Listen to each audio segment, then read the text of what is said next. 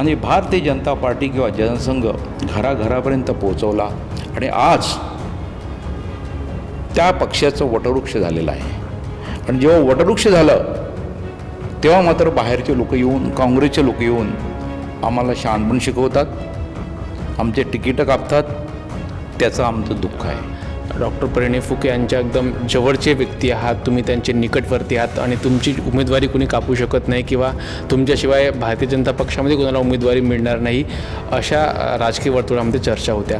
मात्र ह्याही वेळी तुम्हाला उमेदवारी मिळाली नाही. आणि तुम्ही विचारलं होतं की तुम्ही आदरणीय परिणयजी यांचे फार निकटवर्ती आहात, त्याच्यामुळे तुम्हाला तिकीट मिळेल असं वाटत होतं, आपल्यालाही वाटत होतं.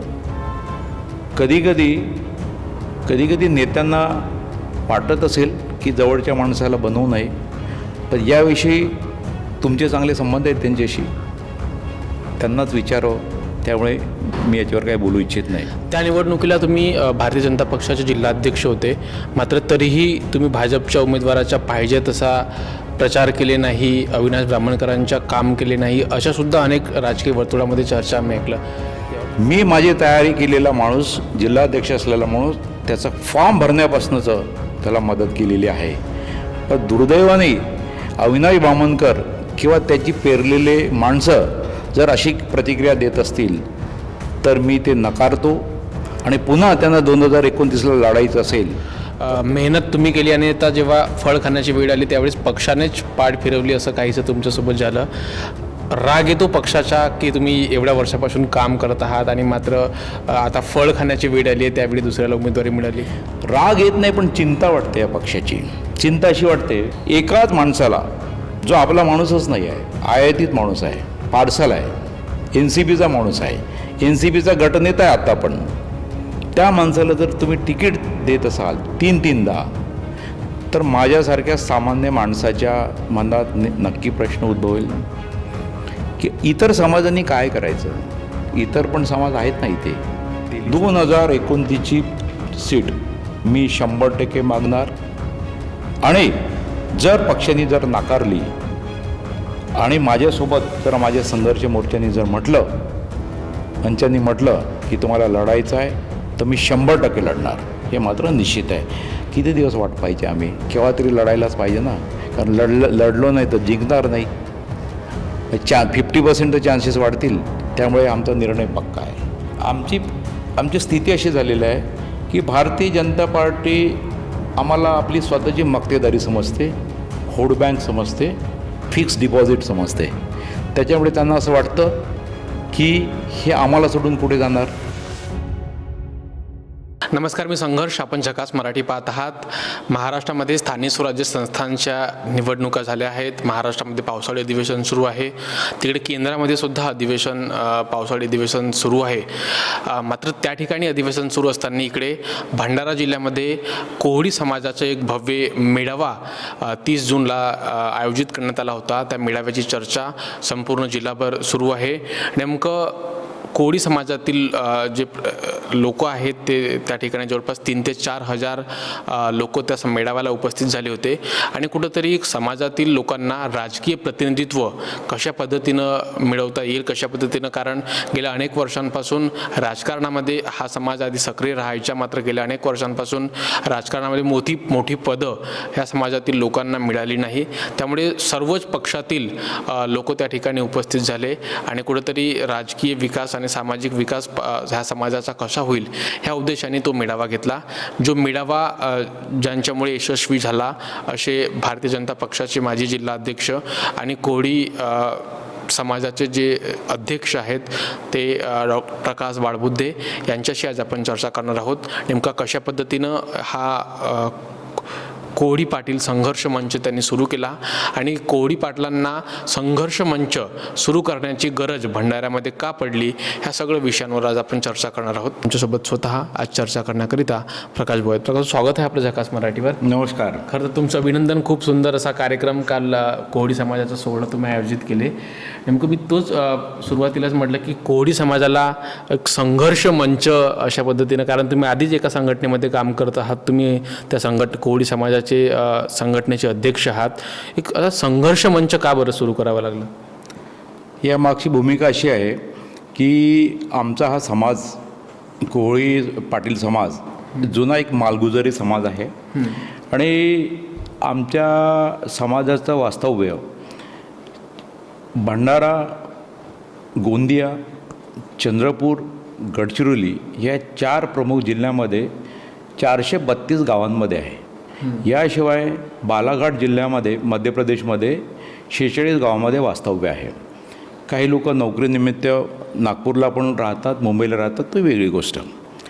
आमच्या समाजाचा मुख्य व्यवसाय हा शेती आहे आणि पहिल्यांदा तलाव तयार करतात आणि नंतर शेती करतात. सिंचनाशिवाय शेती होऊ शकत नाही असं आमच्या पूर्वजांनी आधीपासून शोध लावला असं म्हणायला काही हरकत नाही. तुम्हाला सांगायचं झालं तर नवेगाव बांधची निर्मिती आमचे पूर्वज 1740मध्ये कोलू पाटील डोंगरवार हे जलतज्ञ होते. त्यांनी त्याची निर्मिती केलेली आहे.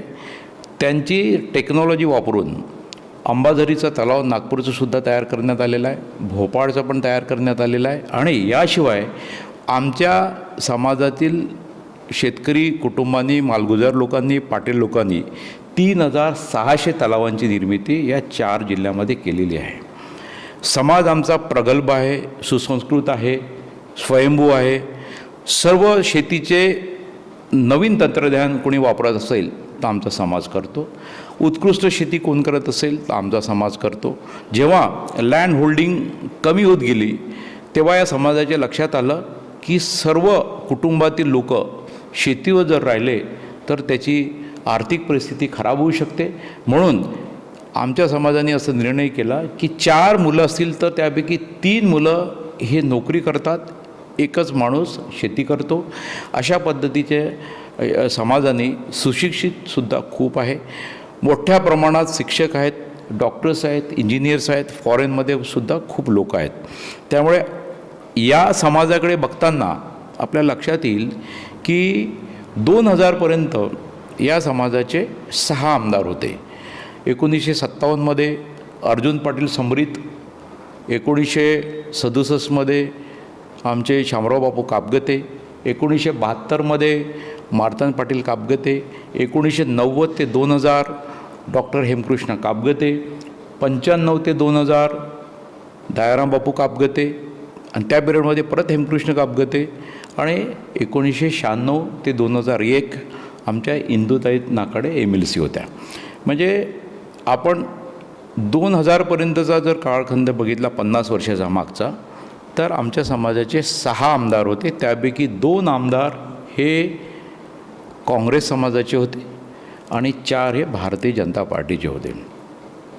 नंतरचा कालखंड जर बघितला 2000पासून तर 2025पर्यंत, तर आज 26 आहेत, फक्त एकमेव आमचा आमदार झालेला आहे बाळाभाऊ काशीवारच्या रूपाने 14 ते 19मध्ये आणि 25 नंतर आता 26 सुरू झालेला आहे, आता 0 झालेला आहे.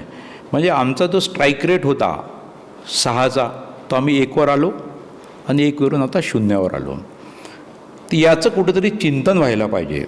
त्यामुळे आमचा कालचा मेळावा हा नुसता मेळावा नसून तो चिंतन मेळावा होता आणि चिंतन मेळावा करण्याच्या मागे अशी भूमिका होती आणि आयोजकांची सुद्धा भूमिका होती की एकदा 6 विधानसभामध्ये आमचं जे प्रेझेन्स आहे, तुमसरमध्ये आमचा समाज आहे, साकोलीमध्ये आमचा समाज आहे भंडारा जिल्ह्यामध्ये, गोंदियामध्ये मोरगाव अर्जुनी विधानसभेमध्ये आमचा समाज मोठ्या प्रमाणात आहे.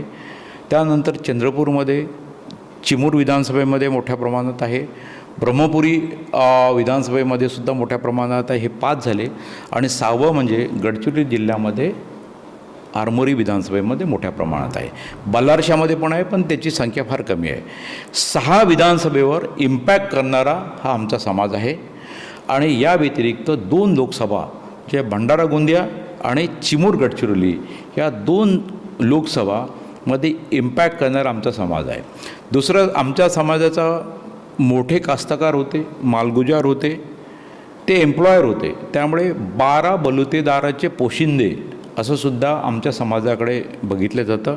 त्यामुळे आम्हाला आधीचे लोक किंवा राजकारणी मायक्रो ओबीसी समजायचं नाही, कारण आमच्या समाजाच्याच लोकांच्या आजूबाजूला राजकारण जे फिरत होतं. आमच्या समाजाचे अनेक सरपंच आहेत आणि अनेक वर्ष राहिलेले आहेत, तेच राजकारण करायचे, जिल्हा परिषदेचे मेंबर ते करायचे. आमदारांच्या भूमिकेमध्ये त्यांची मोठी भूमिका असायची.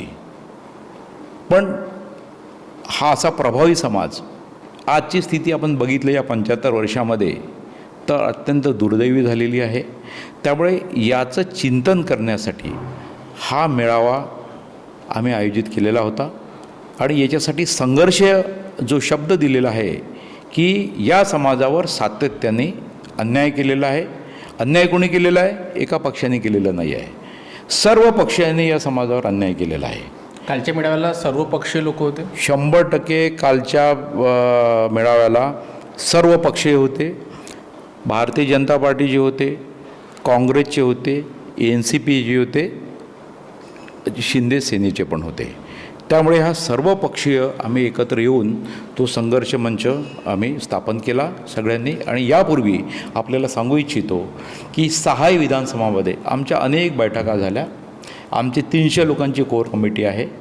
आम्ही प्रत्येक याच्यामध्ये मिटिंग घेतल्यानंतर 40 ते 50 लोकांशी चर्चा केली आणि सगळ्यांनी ठरवलं की आता खूप झालं, समाज म्हणून एकत्र यायला पाहिजे.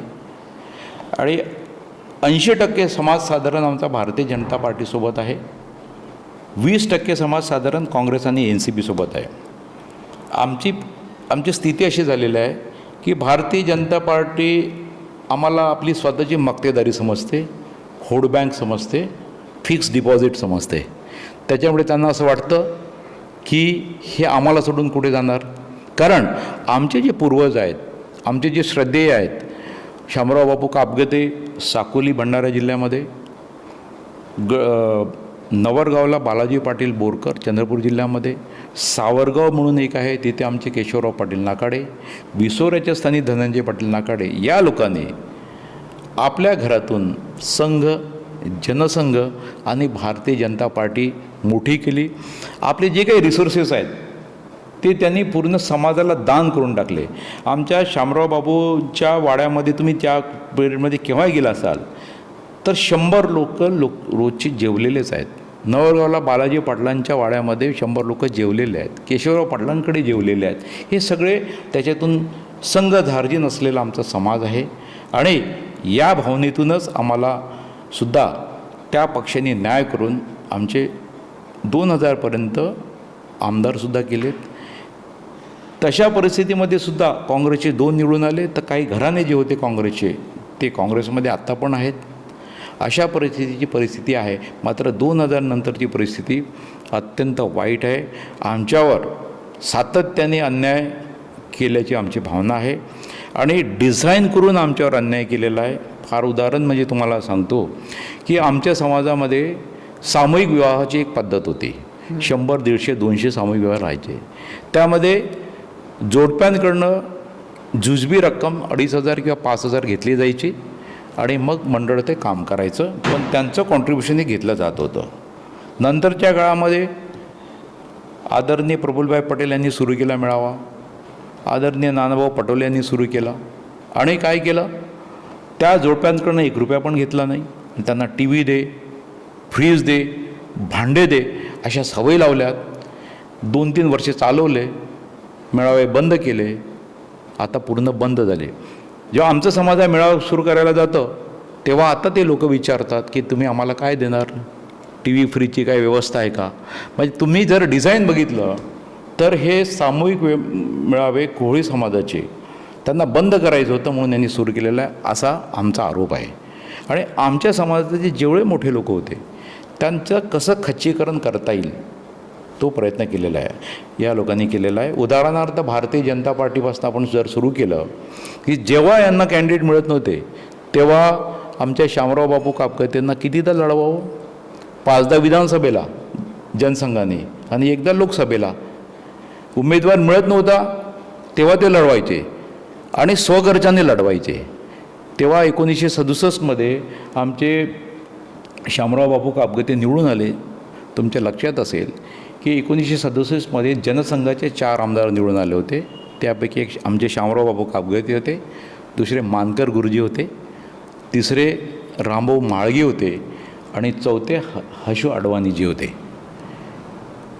हे 67मध्ये निवडून आलेला माणूस गेलेला. त्याच्यानंतर 77मध्ये शामराव बापूंना लोकसभेमध्ये उभं केलं. 72मध्ये बालाजी पाटील आमचे संघचालक होते, त्यांना 72मध्ये आपल्या स्वतःच्या पैशाने लढवायला लावलं. 84मध्ये धनंजय पाटील नाकाडेंना चिमूर लोकसभेमधून लढवायला लावलं. तुम्हीच पैसे लावा आणि तुम्हीच लढा. आमच्या समाजाचे लोक लढले आणि भारतीय जनता पार्टी किंवा जनसंघ घराघरापर्यंत पोहोचवला आणि आज त्या पक्षाचं वटवृक्ष झालेलं आहे. आणि जेव्हा वटवृक्ष झालं तेव्हा मात्र बाहेरचे लोक येऊन, काँग्रेसचे लोक येऊन आम्हाला शहाणपण शिकवतात, आमचे तिकीटं कापतात. त्याचं आमचं दुःख आहे. काँग्रेसमधलं सुद्धा मी तुम्हाला सांगू इच्छेल, हेमराज पाटील कापगते आहेत, मार्तंड पाटील कापगते त्यांचे आमदार वडील आमदार होते. त्यांची ती काँग्रेसची परंपरा त्यांनी चालवली. हे बोधऱ्याचेच आहेत बघा. काँग्रेसमध्ये काम करत असताना 2000 मागच्या जिल्हा परिषदेच्या वेळेस त्यांच्या क्षेत्राचं तिकीट रिझर्व्ह निघालं जिल्हा परिषदचं, तर त्यांनी आमदार नाना पटोले साहेबांना सांगितलं की भाऊ मी लढत नाही, कारण हे निघालेलं तर माझं, मी तर लढू शकत नाही, दुसरीकडून मी काही जिंकत नाही, त्याच्यामुळे मी लढणार नाही. त्यांनी त्यांना कन्व्हिन्स केलं की असं करू नका, पंचायत समिती तुम्ही लढा, तुम्हाला सभापती बनवतो. 12च्या 12 पंचायत समितीचे मेंबर निवडून आणले स्वतःच्या खर्चाने. आणि जेव्हा सभापती बनवायचं होतं तेव्हा नानाभाऊंनी कल्टी मारली आणि दुसऱ्या समाजाच्या माणसाला बनवलं. NCPमध्ये आमचे मॅजिस्ट्रेट परशुराम कृती ज्ञानदेव विसोरेचे, माझ्यासारखेच VRS घेऊन त्यांनी जॉईन केलेलं होतं. अत्यंत ब्रिलियंट माणूस. गंगाधरजी परशुरामकर जिल्हाध्यक्ष होते. ती बँक प्रशासक जेव्हा बसवायचं होतं, या लोकांना कधीच NCPमध्ये मोठं केलं नाही प्रफुल्लभाईंनी, कधीच केलं नाही. मोडून गेले आमचे मॅजिस्ट्रेट साहेब. तर गंगाधर परशुरामकरजींनी तर पक्ष आत्ता सोडला त्या दिवशी. तर NCPमध्ये तेच, काँग्रेसमध्ये तेच, BJPमध्ये तेच. आणखी एक तुम्हाला उदाहरण सांगायचं झालं तर गडचिरोलीला विसोऱ्याला धनंजय पाटील नाकाडे आणि त्यांच्या पत्नी इंदुताई नाकाडे ज्या आमदार होत्या, त्यांचे चिरंजीव नाना पाटील नाकाडे. ती ST रिझर्व्ह कॉन्स्टिट्युन्सी आहे, त्यामुळे आमच्या समाजाला उभं राहता येत नाही. पण परंपरेने आरमोरीची तिकीट ठरवण्याचं आणि ती जिंकून आणण्याची जबाबदारी त्या कुटुंबावर असते, नाकाडे कुटुंबावर. 2014मध्ये नाना पाटील नाकाडे यांनी त्यांच्या पेट्रोल पंपवर काम करणाऱ्या एका मुलाला उभं केलं, कृष्णा गजबेला निवडून आणलं. आणि जेव्हा जिल्हा परिषदेची निवडणूक होती तेव्हा पक्षाने तुम्हाला सांगितलं की तुम्हाला इथे स्कोप नाही, तुम्हाला आम्ही अध्यक्ष करू. आणि त्यांनी जिल्हा परिषदचे जे मेंबर्स आहेत सोबत घेतले, गोव्याला घेऊन गेले, ते सगळी व्यवस्था केली. तुम्हाला माहीत आहे आजकाल पर्यटन करावं लागतं, लक्ष्मी दर्शन पण करावं लागतं. आणि जेव्हा जिल्हा परिषदेचं अध्यक्ष बनवायचं होतं तेव्हा त्यांना निरोप येतो, यावेळेस जमणार नाही, नंतर बघू. पेट्रोल पंपवर काम करणारा पोरगा, तो तिथला एक घराचा आहे, पुरड्डीवर सावकारा नावाचा आहे, दोघे मिळून त्याचा गेम करून टाकला. त्यांनी नाईलाजाने पक्ष सोडलं आणि तेव्हाच प्रतिज्ञा केली होती की याला एक दिवस पाडणार. आज 2024च्या याच्यामध्ये त्यांनी सांगितलं लाडक्या बहिणीच्या लाटेमध्ये सुद्धा गजबेला घरी बसवून टाकलेलं आहे. परंतु याचा रिवॉर्ड NCPने त्याला दिलं का? नाही. आता नानाभाऊ कालच ते आले होते, त्यांचं पण एक चांगलं भाषण झालं की आगीतून फोपाट्यात गेल्यासारखं मला वाटतं. मी त्यांना NCPचा उपाध्यक्ष बनवलेला आहे प्रदेशाचा, पण काही फायदा नाही. यांनी वरच्या लेवलला ठरवलेलं आहे की हा समाज प्रभावी आहे आणि याचा आता उपयोग राहिलेला नाही आहे, यांना मोठं करू नका. तर आमची अशी भावना आहे की सर्व पक्ष आपल्या समाजातील पक्ष म्हणजे जे समाज बांधव आहेत त्याने एकत्र यावं. नाही तर आमचा हा समाज RIP झाल्याशिवाय राहणार नाही. Rest in peace. आपण त्यांच्याविषयी बोलले, त्यांच्यावर राजकीय अन्याय झाला असे बोलले.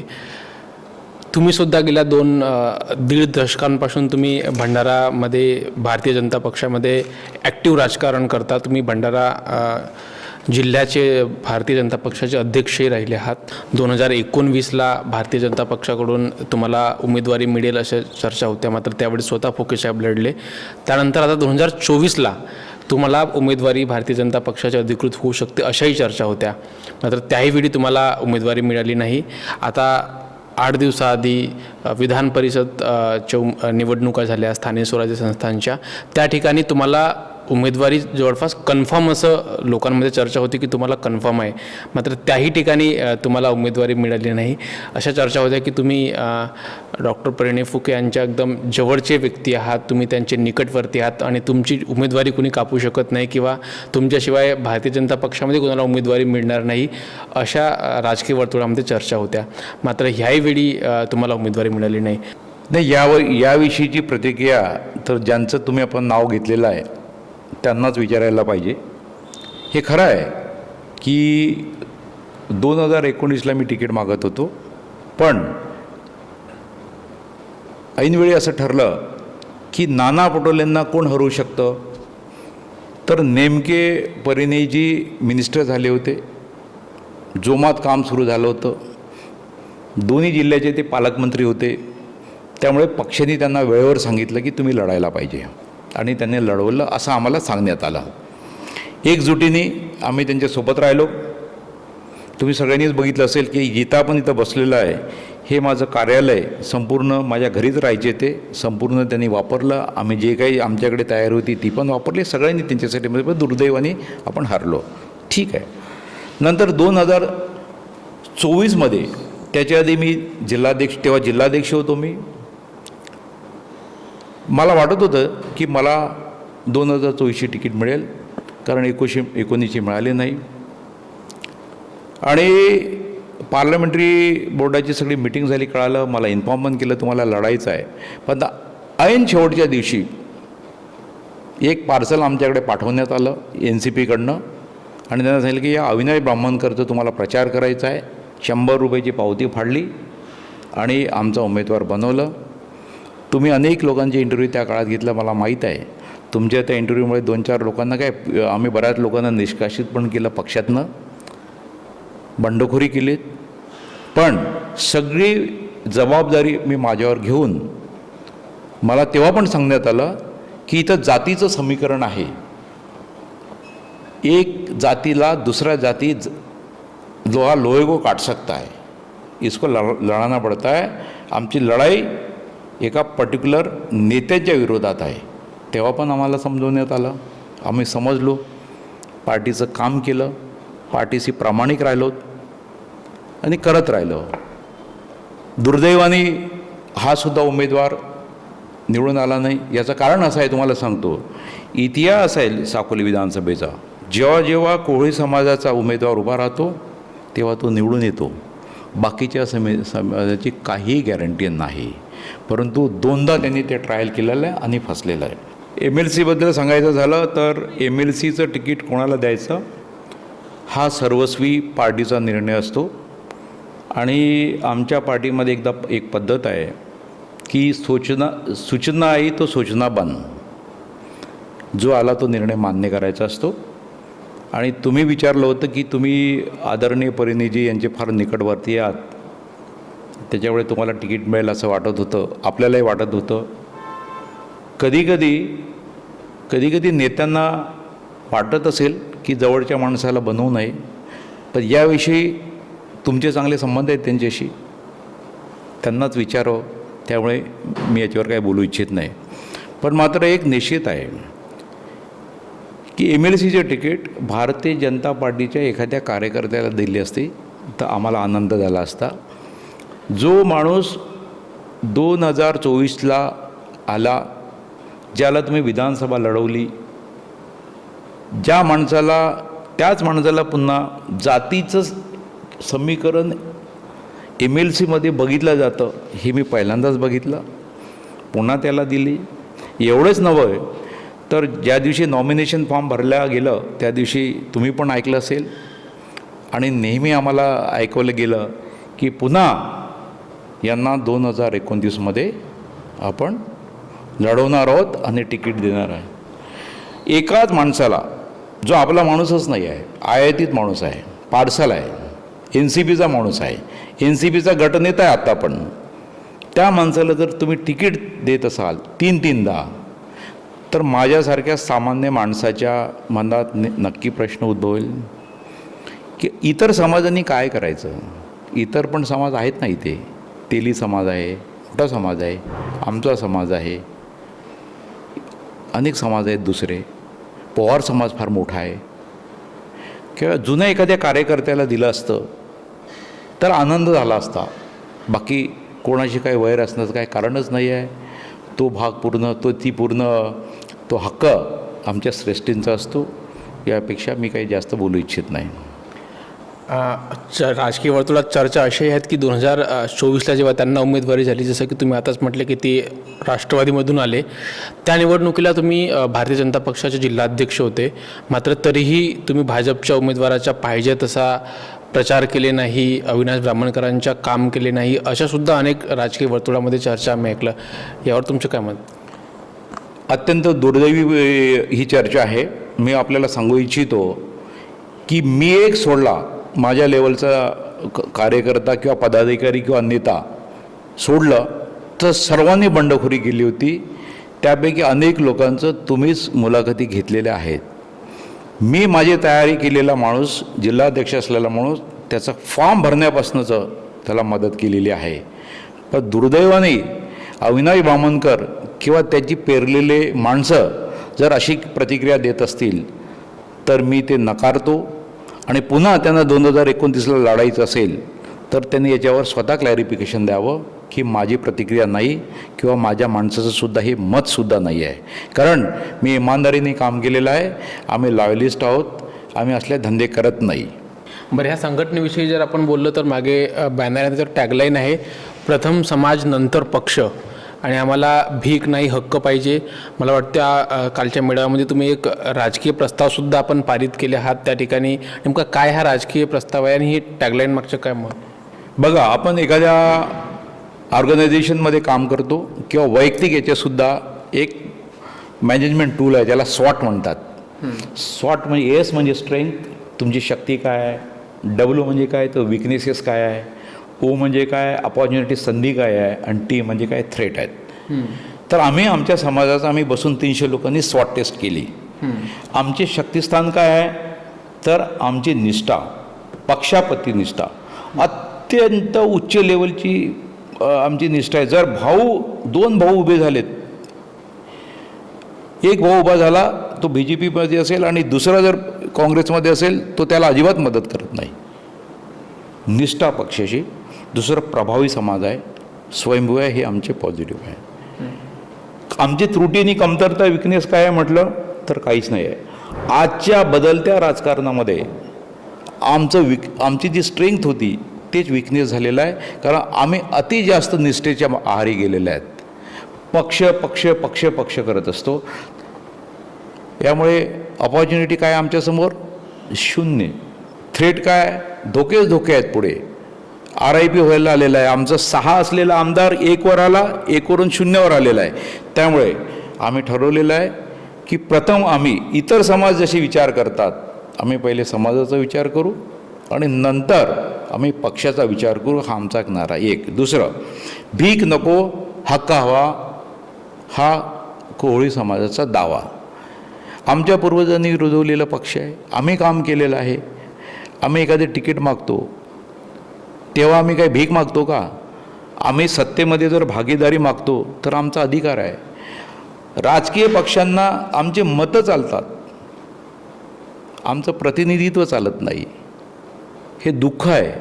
म्हणून जो राजकीय प्रस्ताव काल पारित करण्यात आला, 3000 लोक होते आणि सर्व जिल्ह्यातील सर्व पक्षाचे नेते होते.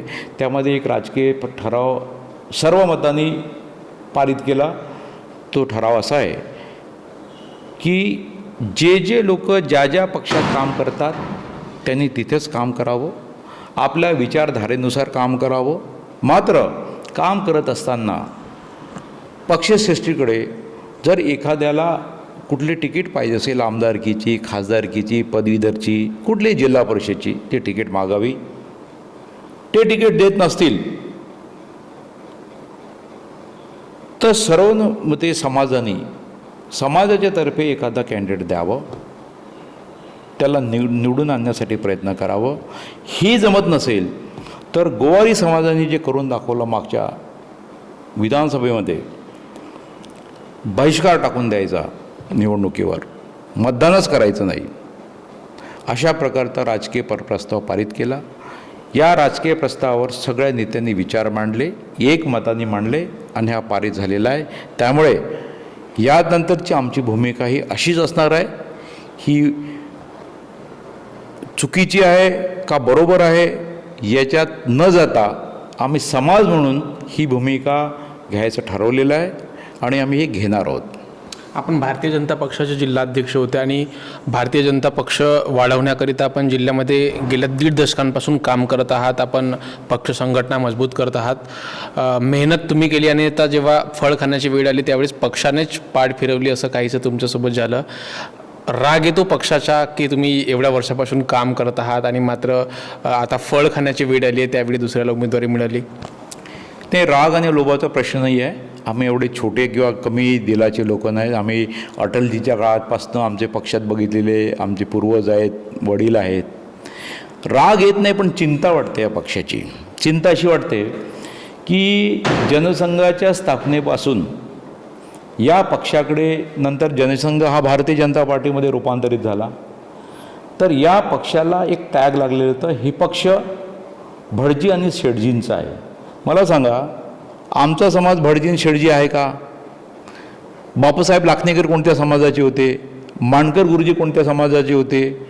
हे सगळे इतर समाजाचे पुढारी होते, नेते होते, मार्गदर्शक होते. असं असतानासुद्धा गोपीनाथ मुंडे साहेबांना स्वर्गीय त्यांनी विशेष प्रयत्न करून माधव नावाची एक संघटना सुरू केली मराठवाड्यामध्ये, महाराष्ट्रामध्ये. मा म्हणजे माळी, ध म्हणजे धनगर, व म्हणजे वंजारी, आणि दाखवून दिलं की भारतीय जनता पार्टीमध्ये ओबीसीला सुद्धा स्थान आहे आणि म्हणूनच 95मध्ये आपली सत्ता आली होती.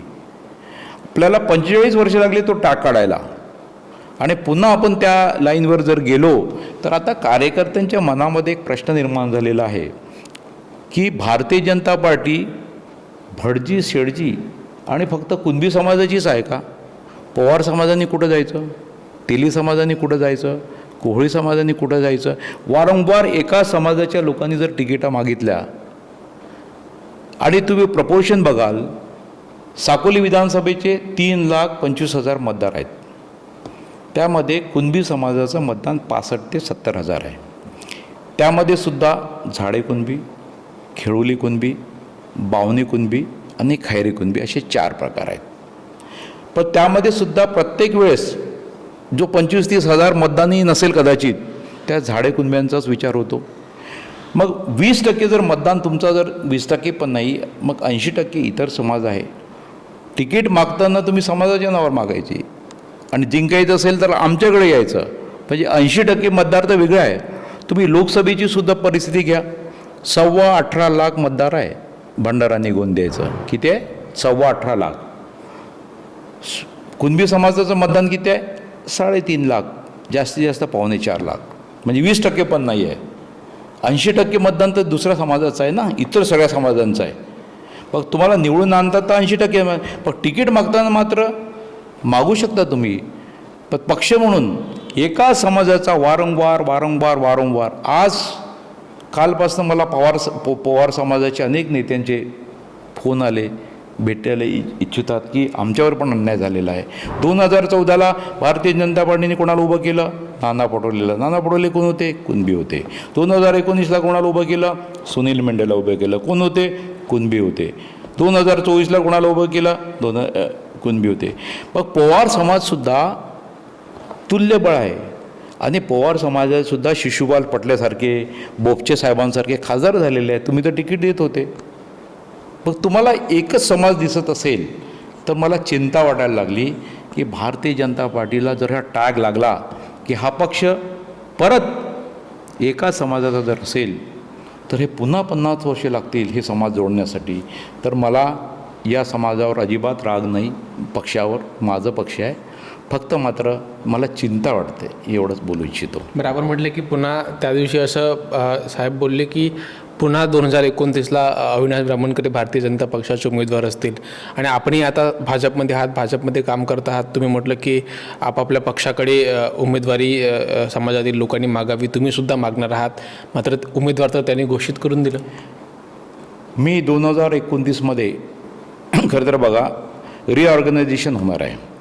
त्यामुळे हे जे काय आपल्याला कारण सांगितलं की 2029मध्ये त्याला लढवायचं आहे म्हणून ताकद देण्यासाठी MLC वगैरे दिले, याच्यावर माझा अजिबात विश्वास नाही. याच्यामागे काहीतरी वेगळी थिअरी आहे जे तुम्ही जाणून घ्यावे पत्रकार म्हणून. एक. दुसरं, येत्या जुलैच्या सेशनमध्ये म्हणजे या सेशनमध्ये जे परिसीमन आणि सीटा वाढणार आहेत तो बिल मला असं वाटतं ती पारित होईल आणि बदलत्या परिस्थितीमध्ये भंडारा, गोंदिया आणि गडचिरोली, चिमूर ज्या 2 लोकसभा आहेत त्याच्या 3 होतील. एक विषय झाला. विधानसभेचा जर विचार केला तर 50% प्रत्येक ठिकाणी सीटा वाढणार आहेत. 3चे 4.5 साकोलीमध्ये होणार आहेत, भंडाऱ्यामध्ये होणार आहेत, गोंदियामध्ये 4चे 6 होणार आहेत, गडचिरोलीमध्ये 3चे 4.5 होणार आहेत. म्हणजे अर्धा कुठला तरी पॅचअप होणार आहे. याशिवाय वाढलेल्या सीटा ह्या महिलांना जाणार आहेत, महिलांमध्ये सुद्धा रिझर्वेशन असणार आहेत. तर ह्या फार चर्चा गोष्टी आहेत. पण तुम्हाला मी सांगू इच्छितो की पक्षाच्या राजकीय प्रस्तावानुसार 2029ची सीट मी 100% मागणार आणि जर पक्षाने जर नाकारली आणि माझ्यासोबत जर माझ्या संघर्ष मोर्चाने जर मंचांनी म्हटलं की तुम्हाला लढायचं आहे तर मी 100% लढणार. हे मात्र निश्चित आहे. किती दिवस वाट पाहिजे आम्ही? केव्हा तरी लढायलाच पाहिजे ना, कारण लढलो नाही तर जिंकणार नाही. 50% चान्सेस वाढतील. त्यामुळे आमचा निर्णय पक्का आहे. आता हे बदललेलं हे आहे सगळं आणि आमच्या समाजाचा जो निर्णय आहे तो आम्ही नक्की फॉलो करेल मी. बरं, ही संघटना आता कशा पद्धतीनं काम करणार आहेत की नुसता एक मेळावा घेऊन थांबणार तर नाही? समोर काय भूमिका आहे तुमची? अजिबात नाही आहे. ही या संघटनेची एक नीव फारच कन्स्ट्रक्टिव्ह पद्धतीने ठेवलेली आहे. 6ही विधानसभामध्ये आमची याची एक केंद्रीय कार्यकारिणी असणार आहे, त्याच्यानंतर जिल्हा कार्यकारिणी असणार आहे, तालुका कार्यकारिणी असणार आहे आणि प्रत्येक गावामध्ये याची एक शाखा असणार आहे. आणि सगळं समाज 432 गावामधला हा कनेक्टेड राहील. आता आम्ही पुढच्या 1-1.5 महिन्यामध्येच जिल्हा परिषदेचे आजी माजी सदस्य, जिल्हा परिषद लढलेले सदस्य, पंचायत समितीचे आजी माजी सदस्य, नगर परिषदचे आजी माजी सदस्य जे लढलेले आहेत यांचा एक असाच मेळावा घेणार आहोत लोकप्रतिनिधींचा. येत्या 1-1.5 महिन्यातच घेऊ.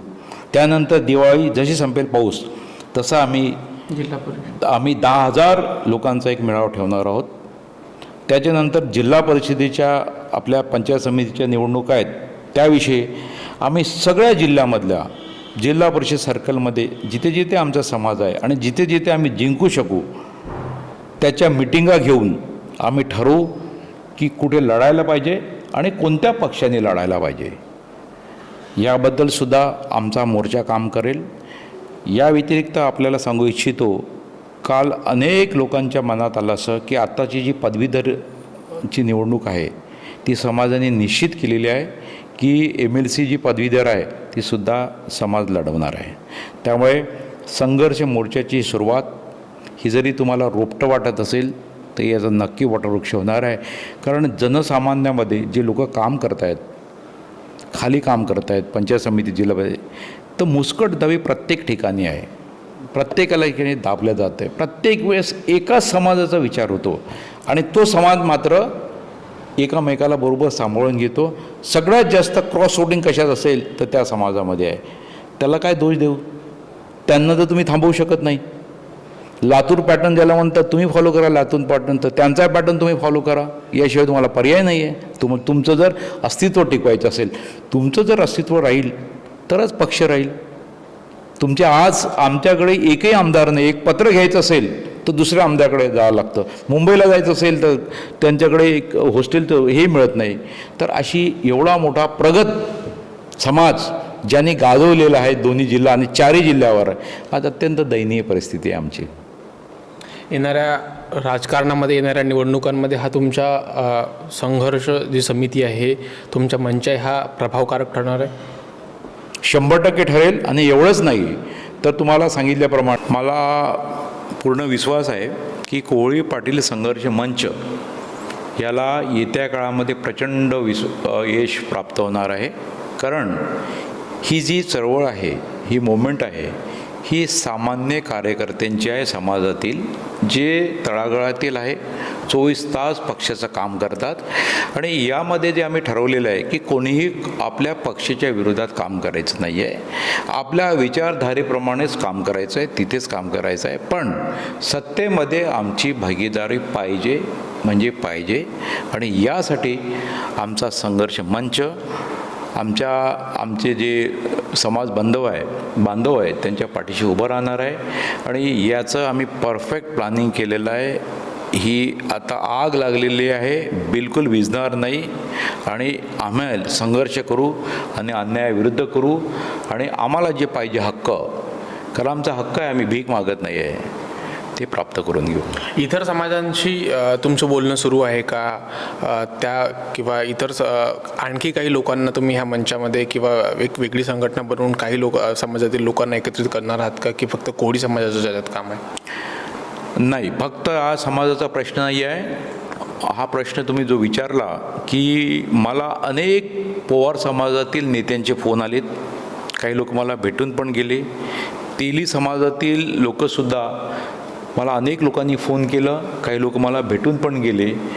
आणि जे छोटे छोटे आणखी समाज आहे, माळी समाज आहे, आपला इतर समाज आहेत, हे सुद्धा समाजांची अशीच भावना आहे की आता हे सर्व पक्ष एकाच जातीच्या लोकांना प्राधान्य देतात, सत्तेमध्ये वाटेकरू बनवतात आणि आमचा वापर मात्र फक्त मतांसाठी केला जातो. त्यामुळे मी स्वतः त्यांचं मी वेलकम करेल आणि आम्ही सगळ्यांची हितगुज करू, संवाद करू. आणि सोबत हे जे आम्ही ठरवलेलं आहे, एका समाजाची मक्तेदारी, ही आम्ही बिलकुल चालू देणार नाही. हे नक्की आम्ही याच्याबद्दलचं कार्य करणार आहोत. बरं, सर फक्त राजकीय संघटना असणार आहे की ह्या ठिकाणी आपण इतर क्षेत्रातले सुद्धा विविध क्षेत्रामध्ये काम करणार आहात, की फक्त एक राजकीय नेतृत्व पाहिजे या उद्देशानं आपण ही संघटना बनवली? नाही, या मंचाचे किंवा संघटनेचा उद्देश अजिबात फक्त राजकीय नाही. राजकीय त्याच्यातला हा छोटासा पार्ट आहे. याचा मोठा पार्ट हा सामाजिक संघटना असणार आहे. आमच्या समाजाचे खूप सारे प्रॉब्लेम आहेत. उदाहरणार्थ की हा समाज शेतीप्रधान आहे, शेतकरी आहे. आज आमच्या शेतकरी बांधवांची अशी परिस्थिती आहे की 50% माल त्यांचा धान खरेदी केलेला नाही. जो खरेदी केलेला आहे त्याची चुकारे पेमेंट मिळालेले नाहीत. आता कर्जमाफी सरकारने जाहीर केलेलं आहे. मागच्या अनेक शेतकऱ्यांच्या, आमच्या बांधवांचे सुद्धा पेमेंट मिळालेले नाहीत. तर या फ्रंटवर सुद्धा आम्ही काम करणार आहोत. नंबर 1. त्याच्यानंतरचं आमच्या समाजात सुद्धा बेरोजगारीचा मोठी समस्या आहे. तर बेरोजगारीवर आपण काही करू शकतो का? युवकांना काही आम्ही देऊ शकतो का रोजगार? त्यांना स्पर्धा परीक्षा MPSC UPSC बद्दल काही मदत करू शकतो का? हे सुद्धा आम्ही कार्य करणार आहे. आणि या माध्यमातून आपल्याला सांगू इच्छितो की आम्ही केंद्रीय कोळी समाज विकास मंडळातर्फे एक एजन्सी नेमणूक करून आमच्या समाजाची डिटेल जनगणना आम्ही करतो आहे. त्यामध्ये एवढा मोठ्या प्रमाणात डेटा कॅप्चर करणार आहोत. आणि त्याचा डेटावरून आम्ही एक स्वतःच्या समाजाचा एक ॲप तयार करणार आहोत. आणि ॲपमध्ये अनेक गोष्टी आम्ही आमच्या समाज बांधवांना देणार आहोत. फॉर एक्झाम्पल, एखादा आमचा समाज बांधव प्लॉटिंगचा व्यवसाय करत असेल तर त्यांनी केलेले प्लॉटिंगचं सगळे त्याची डिटेल टाकावं, आपल्या समाज बांधवांनी त्याच्याकडनं खरेदी करावं. याच्यात 2 उद्देश साध्य होतील. एक, विकणाऱ्याला खरेदी करणारे लोक मिळतील समाजाचेच, आणि खरेदी करणाऱ्याला एक ऑथेंटिक सेलर मिळेल. मॅट्रिमोनियलचे जसेच प्रपोजल आहेत. अनेक आमच्याकडे आणखी समस्या आहे की आमच्या समाजातील लोक हे जंगलाच्या भागात किंवा शेजारी त्यांची शेती आहे. दर 8-10-15 दिवसांनी वाघ किंवा लेपर्ड यामध्ये जखमी होतात किंवा त्यांचा मृत्यू होतो. त्यांनासुद्धा टाईमली मदत कशी होईल हा सुद्धा आमचा प्रयत्न असणार आहे. त्यानंतर एक मेडिकल हेल्प कशी देऊ शकतो, असे अनेक विषय आमच्या डोक्यामध्ये आहेत. आम्ही ते नक्की करू.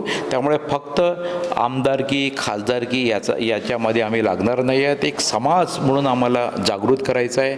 आणि गतवैभव आमच्या समाजाला जे होतं, कोलू पाटील डोंगरवारनी जो एवढा नवेगाव बांधसारखा बांध बनवलेला होता, 3600 तलाव बांधणारा आहे, कृषी अत्याधुनिक कृषी यंत्रणा वापरून करणारा शेती करणारा जो समाज आहे, प्रगल्भ आणि संस्कृत समाज आहे, संस्कारी समाज आहे, हा मला पुनर्निर्माणित करायचा आहे.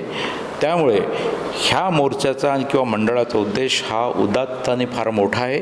त्यामुळे आम्ही इच्छा करतो की हा मंडळ नक्की याला यश प्राप्त होईल. धन्यवाद. बरं, खूप खूप धन्यवाद आमच्यासोबत जोडण्याकरिता आणि सर्व विषयांवर बोलण्याकरिता.